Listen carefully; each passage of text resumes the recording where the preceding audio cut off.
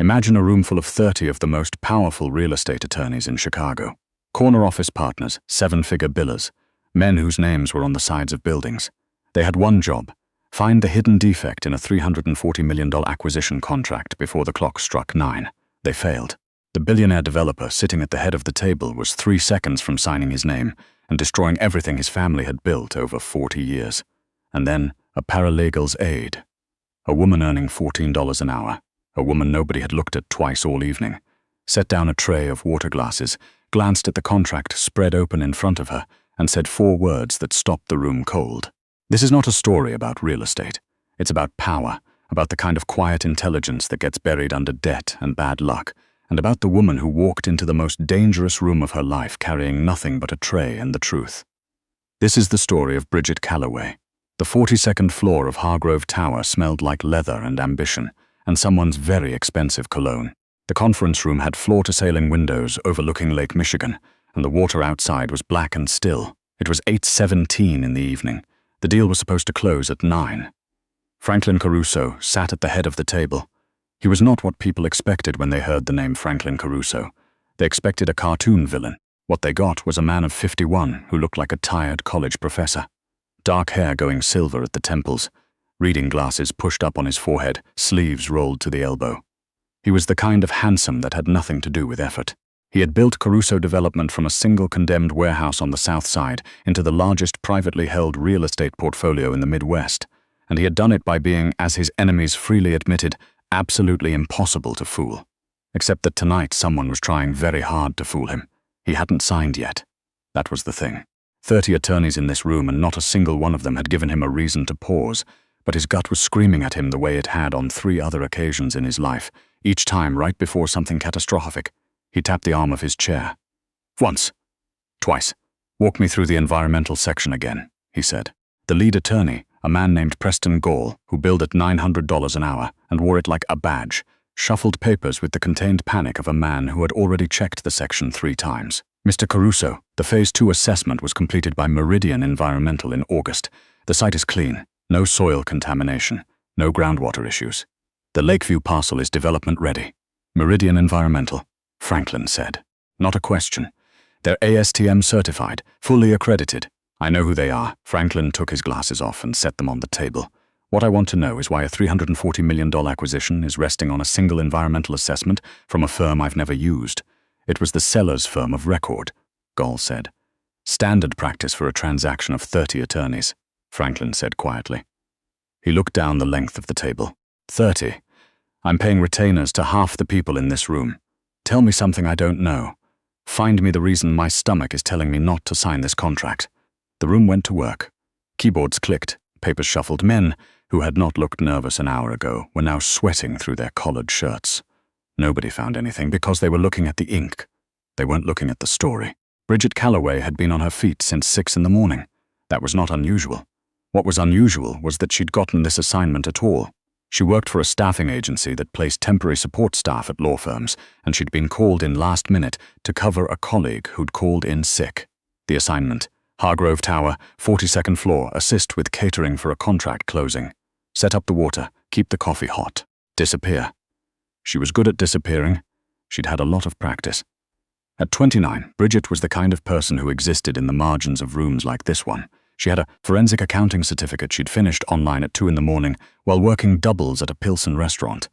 She had a mind that catalogued numbers the way other people catalogued faces, instantly, permanently, with an instinct for when something didn't fit.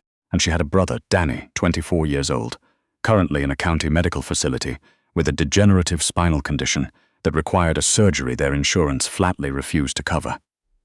The surgery cost $86,000. Bridget had $4,100 in savings. She was here to pour water and not spill it on anyone's suit. She moved around the table, quietly, efficiently. She'd worked enough events like this to know the rhythm. Refill from the left. Don't make eye contact. Don't linger. The contract was spread open into the foot of the table.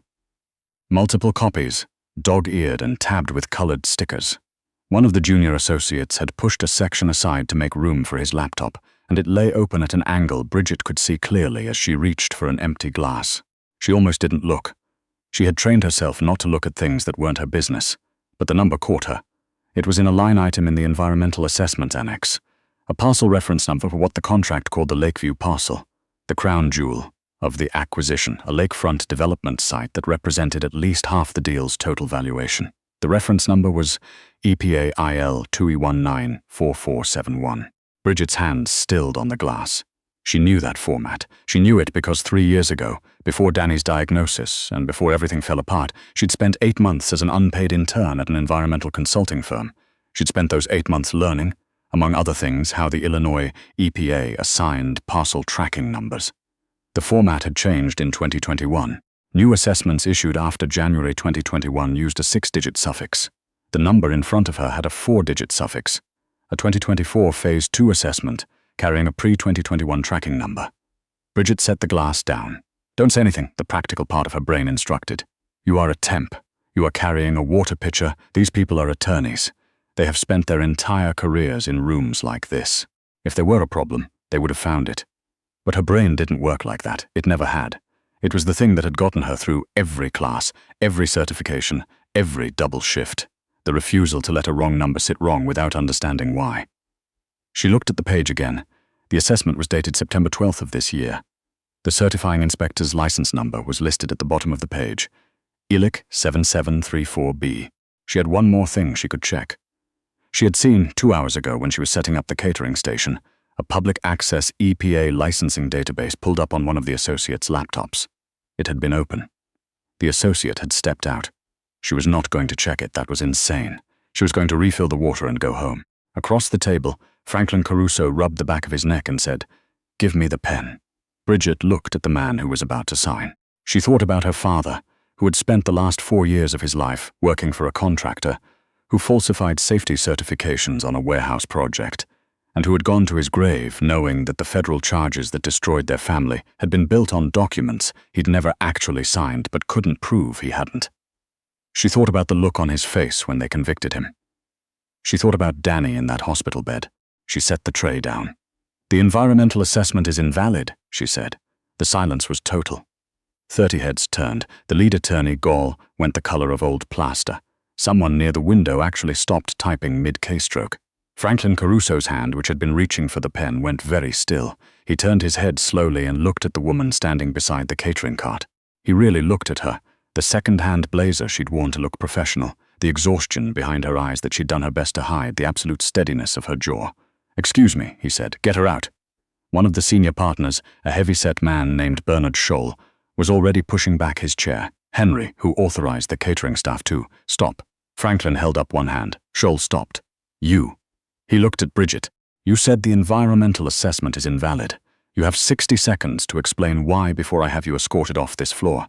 Bridget's heart was hammering hard enough that she could feel it in her back teeth. She folded her hands in front of her to keep them from shaking. "The parcel tracking number on the Lakeview Phase 2 assessment," she said. "HEPA, IL 22194471. The Illinois EPA changed its tracking format in January 2021. New assessments use a 6-digit suffix. That number has 4 digits. That format hasn't been issued since 2020. She's a server," Scholl said. "She doesn't know what she's Gall." Franklin didn't raise his voice. "Pull the EPA tracking format guidelines." Gall's fingers were already moving on his laptop. The room waited.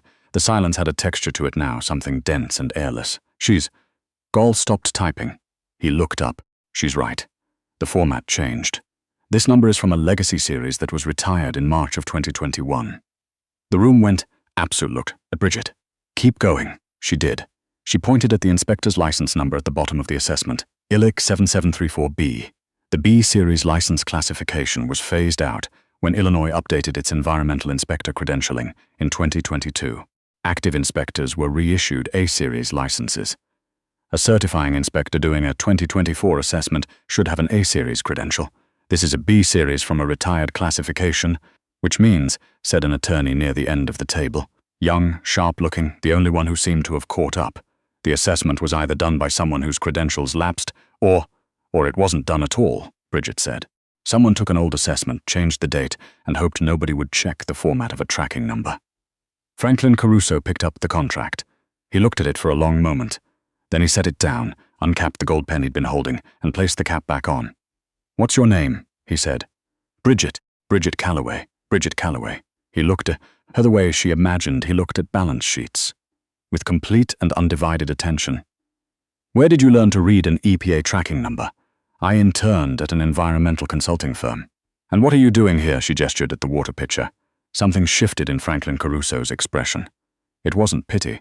It was something harder and more useful than pity. It was recognition. He looked at his lead attorney. Get Meridian Environmental on the phone. Get the Sellers Council phone. We are not signing tonight. And gall, you had 3 weeks with this contract. She had 3 minutes. He stood up. Everyone out except my core team. And someone find this woman a chair. Scholl sputtered.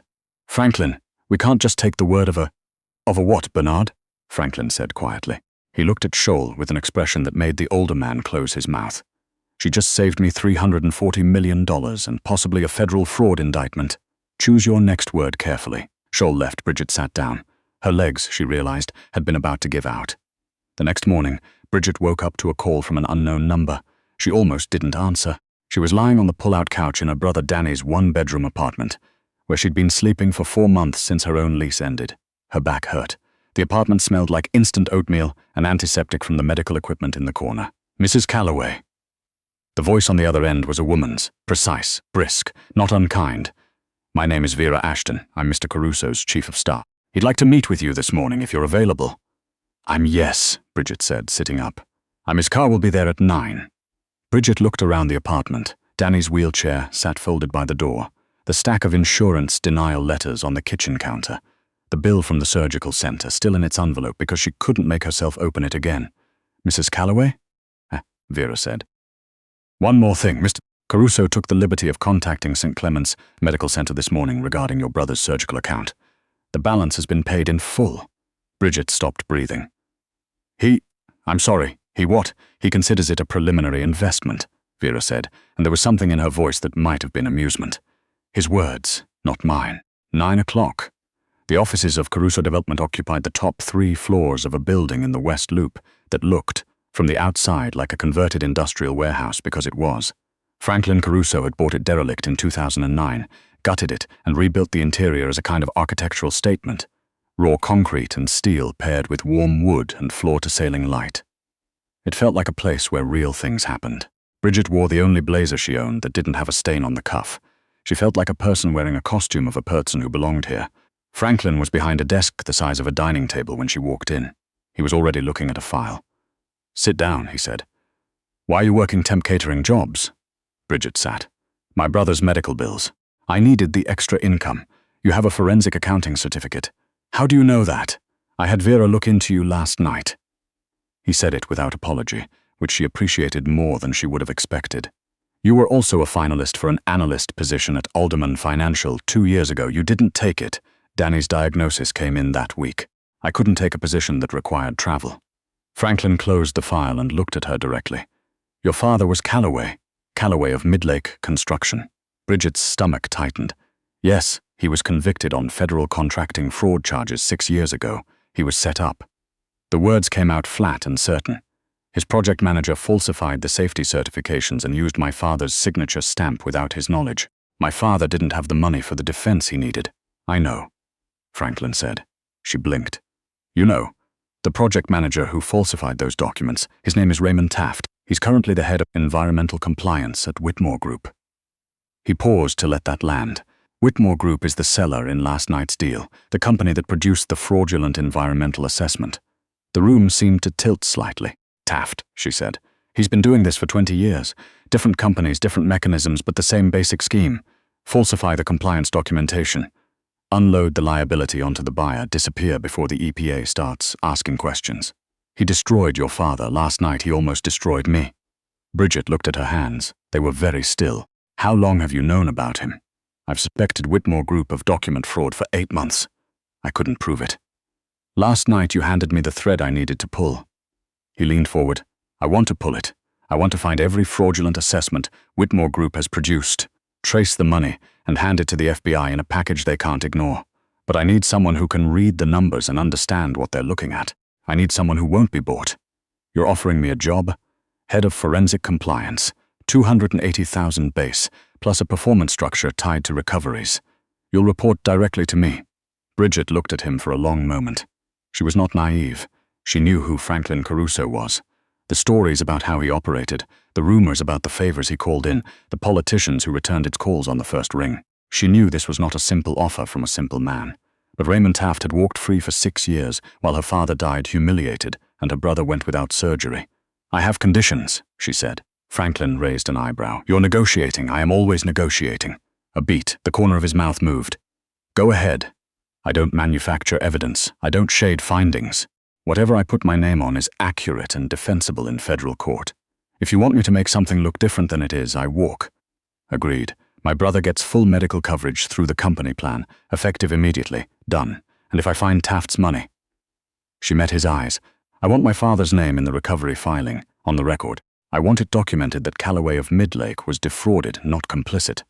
Franklin was quiet for a moment. "That's not a financial condition," he said. "It isn't." He extended his hand across the desk. "Welcome to Caruso Development, Miss Calloway." She shook it. His grip was firm and warm and completely steady. "Bridget," she said. "Bridget," he agreed.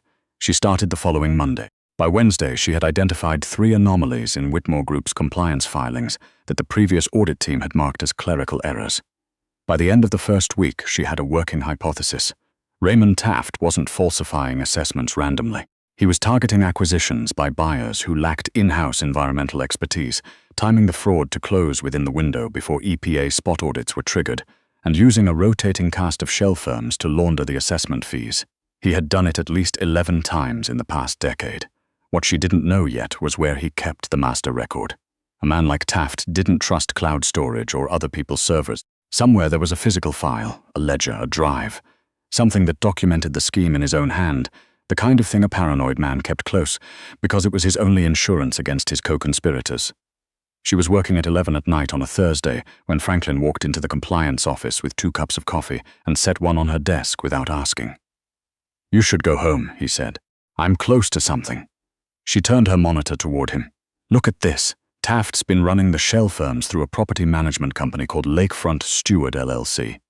It's registered in Delaware, but the registered agent is a notary in Bridgeport, who also notarized 3 of the fraudulent assessments. It's the same fingerprint every time. He can't help himself. He keeps using the same infrastructure." Franklin leaned over her desk. He was looking at the screen, but she was aware of how close he was, the slight smell of coffee and something else, something that had nothing to do with the spreadsheet she was pointing at. "If Lakefront Steward is the hub," he said, "then the physical records are probably wherever Taft feels safest. His home office. Or his boat," Bridget said.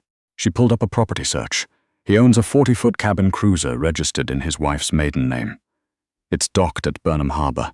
She filed for divorce 8 months ago. The boat is in dispute. Nobody's been living on it. You want to search his boat. I want to get onto that boat with a forensic imaging kit in 12 uninterrupted hours." He looked at her. "That is either very smart or a federal crime." "It's neither," she said. "I've been in contact with an FBI field agent named Sandra Okafor, who's been building a parallel case on Whitmore Group for 2 years. If she gets a warrant based on what I've put together this week, we go through the front door legally." Franklin was quiet for a moment. Then, "You already called her?" "I called her Tuesday." He sat down in the chair across from her desk. He looked at her the way he'd looked at her in that conference room, like he was recalibrating something. "You were going to do this with or without me," he said. "It wasn't an accusation." "This isn't about your deal," Bridget said steadily. "It was never just about your deal." "No," he said slowly. "I suppose it wasn't." A silence settled between them that was different from the ones that had come before. She looked at her coffee. He looked at the window. "Your father would have liked knowing you did this," he said. She didn't trust her voice for a moment. "He would have told me I was being reckless." "Parents usually do," Franklin said, "right before they're proud." Agent Okafor came through with the warrant on a gray Tuesday morning in November. It was raining, the kind of fine, relentless Chicago rain that gets into everything. Bridget met the FBI team at Burnham Harbor at 7 a.m.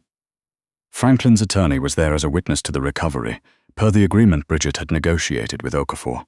Franklin himself was not supposed to be there. He showed up anyway, standing on the dock in a coat that was getting soaked, looking completely unbothered by it. "You shouldn't be here," Bridget said when she saw him. "You found the warrant. You found the agent. You put the whole case together." He fell into step beside her as she walked toward the dock. "The least I can do is stand in the rain." The boat was called the Second Opinion. Bridget had a feeling Taft thought that was funny.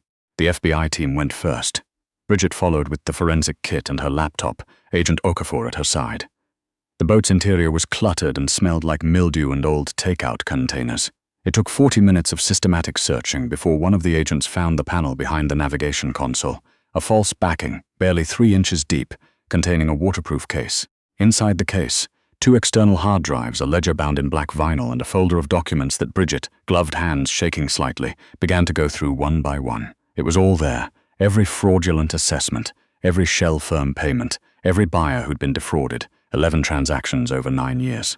And at the very back of the folder, behind the most recent filings, a copy of the original Mid-Lake Construction Safety Certification. The real one, the one that had been superseded by Taft's forgery, with a handwritten note in the margin that said simply, "Calloway's copy. Don't use." He had kept it. He had kept her father's proof of innocence for 6 years and done nothing. Bridget set the document down very carefully. "You okay?" Agent Okafor said. "Yes," Bridget said. She was not entirely, but she would be. Raymond Taft was arrested at his home in Naperville at 9 that same morning. He did not go quietly. It didn't matter. 3 months later, the case had moved faster than federal cases usually did, which Bridget suspected had something to do with the quality of the evidence package she'd prepared for the U.S. Attorney's office, and nothing at all to do with the 2 calls she knew Franklin had made to people whose names she hadn't asked. The distinction mattered to her. She had learned to work within certain realities without compromising the things she wouldn't compromise. Raymond Taft pled guilty on 12 counts of federal wire fraud and document falsification. As part of the plea agreement, the government filed a supplementary finding acknowledging that Robert Calloway of Mid-Lake Construction had been an unknowing victim of the scheme, not a participant. The finding was public record. Bridget read it on her phone sitting in the parking lot of St. Clements Medical Center, where Danny had just completed his second post-surgical physical therapy session and actually walked, with a cane but without the wheelchair, down the hallway for the first time in 2 years. She sat in the car for a while and let herself feel it. The restructuring of Caruso Development took 6 months and was, by most measures, the most intensive professional period of Bridget's life. Franklin had not been lying when he said he wanted to rebuild the company's compliance infrastructure from the ground up. What he had not fully communicated was that this meant Bridget would essentially be designing the entire framework herself, staffing a new department, training attorneys who did not want to be trained by her, and delivering quarterly findings in board meetings where at least 2 directors had initially voted against her hire. She handled it the way she handled everything, by being so thoroughly, irrefutably correct that resistance became more trouble than it was worth. It was a late February evening when the last of the restructuring documents went to the board for final approval. Bridget was in her office, her actual office now, with a door and a window and a chair that didn't hurt her back, staring at Lake Michigan, which was doing the thing it did in winter where it looked like hammered pewter. Franklin knocked and came in. He was holding 2 glasses and a bottle of something that looked expensive. "Is that celebratory or consolatory?" she asked. "Celebratory," he said. The board approved the framework. Unanimous. She turned her chair around. "Even Scholl especially. He's been telling people he championed the compliance restructuring since the beginning." Franklin set the glasses on her desk and poured. "I let him." She accepted her glass. "That's very gracious of you. I'm a gracious man." He sat in the chair across from her, the one where she'd interviewed job candidates for the last 3 months. "You should know that I've also been in contact with Alderman Financial. They have an open principal position. It's yours if you want it. I had nothing to do with that. Sandra Okafor's deputy mentioned your name in a financial crimes conference last month, and apparently they moved very quickly." Bridget looked at him. "Are you trying to get rid of me?" "I'm trying to make sure you know your options," he said. "You rebuilt this company, Bridget. I don't want you to stay because you feel obligated." She turned the glass in her hands. Outside, the lake was still and dark. "My father used to say," she said, "that the only measure of a job worth doing is whether it made the world less fraudulent than you found it. He was a contractor. He meant it literally." She looked up. "I think this job qualifies, and Alderman is not what I'm thinking about." A silence settled between them. It was a particular kind of silence, the kind that had been accumulating for months, that both of them had been professional enough, or careful enough, to leave unaddressed. "I should tell you something." He set his glass down. "I looked into you the morning after the closing. I told you that. What I didn't tell you was that I already knew your name." She went still. "What?" "I followed it when it happened. Mid-Lake was a subcontractor on a project I was involved with, not the fraudulent one, a different one, 2 years earlier. I remembered the name, and when Whitmore Group came to me 8 months ago, I had my team look for anyone with a connection to Taft's previous work. He paused. Your name appeared in the Midlake court documents. I knew who you were before you said anything in that conference room. Bridget processed this. You didn't call me in. I was a last-minute replacement for someone who called in sick. Yes, I didn't engineer it, but I recognized you. He met her eyes. And I made a decision, very quickly, not to remove you from the room, because you thought I might see something. Because, he said carefully, I wanted to know if you would. And because I thought that if you did and if you said something, that would tell me something about who you were that 100 interviews never could. Bridget looked at him for a long moment. That's either very calculating or very honest. Both, he said. I'm a complicated man. I know, she said. I've been auditing you for 6 months. The corner of his mouth moved. It was the closest thing to startled she had ever seen on his face. What's your conclusion, he said. Defensible, she said. Mostly. He laughed. It was a real laugh, unguarded, and it changed his face completely. Made him look younger, lighter, like the version of himself that existed before 40 years of building things in a city that was always trying to take them apart. She realized she had been waiting to see that laugh for a long time. I have a proposal, he said, and then seemed to register his own word choice, because something changed in his expression. A decision being made. He didn't walk it back. He stood up. He came around the desk. He didn't rush it. I don't make personal investments lightly, he said. I have a reputation for being thorough to the point of aggravation. My ex-wife called it pathologically deliberate. He stopped in front of her chair. I want you to know that I have been deliberate about this. I have thought about it carefully for a long time. And my conclusion is that the professional risk I most want to take right now has nothing to do with real estate. Bridget stood up. They were close enough that she could see the exact moment his composure became something softer. I should tell you, she said, that I've also been thinking about it carefully. And I have concerns. Tell me, you're my employer. That can be restructured. You have a complicated history with trusting people. So do you, he said. We're well matched. You very slowly. I thought you liked that, he said. Thoroughness. I like it professionally, she said. In other contexts, I prefer efficiency. He reached out and took her hand, the same way he had across the desk 6 months ago. But this time, he didn't let go immediately.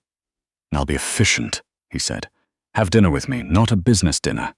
Not at a place where anyone will take a photograph. She wanted to go. She thought about it for exactly as long as it took to decide she had been thinking about it long enough. Danny's recovery party is Saturday, she said. He's been asking to meet you. He thinks you're interesting. What do you think? She looked at him. The lake behind him was the color of everything uncertain and vast and worth investigating. I think, she said, that you're a very undervalued asset. Franklin Caruso, the man who had built an empire by knowing the value of things, smiled. Name your terms, he said, and for the first time in years, Bridget Calloway did not have to calculate the cost of doing so. 3 weeks later, they were having dinner at a Pilsen restaurant she'd worked doubles at 6 years ago. It was small and loud, and the tablecloths were paper, and Franklin ate the entire bowl of pozole and asked for the recipe.